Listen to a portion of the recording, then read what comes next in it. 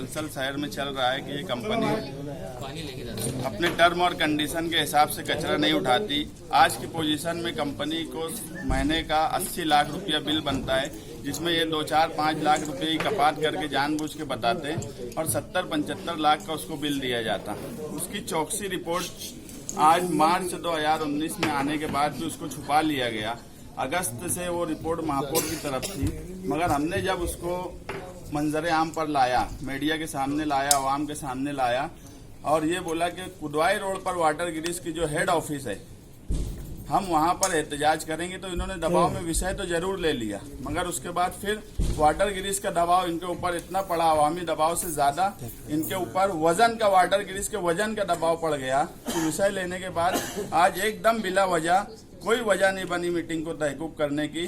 शेख रशीद साहब खड़े हुए और बोले मीटिंग तहकूब, और मीटिंग तहकूब कर दी गई ताकि वाटर गिरीज का सवाल ना आ जाए।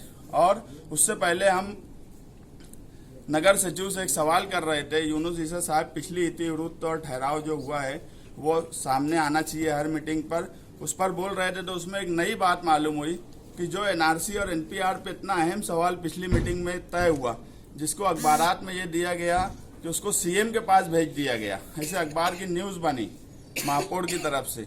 मगर नगर सचिव साहब ने बोलते हुए ये बोला कि हमने कहीं वो ठहराव भेजा ही नहीं है, हमने मालेगांव विधि को भेजा है। अब मालेगांव विधि इस पे क्या करेंगे? हमने उस वक्त ये बोला था कि हमें ये अधिकार नहीं है कि हम उसके सेंट्रल गवर्नमेंट या स्टेट गवर्नमेंट के कोई ऑर्डर को खत्म कर सकें, मगर हम हमारा सेंस तो भेज सकते हैं।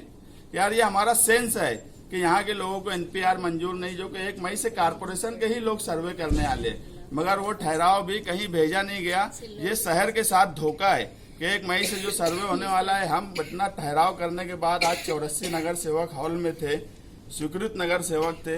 इन लोगों के ठहराव कर लेने के बाद भी अगर वो ठहराव नहीं भेजा जाता तो ये शहर को महापौर, जो हमारी महापौर साहिबा है, वो बेवकूफ बना रही है। एनपीआर और सीए के सवाल पे दिल्ली जाने का नाटक किया जाता और जो सेंस हॉल से भेजना चाहिए था वो अभी तक भेजा नहीं गया।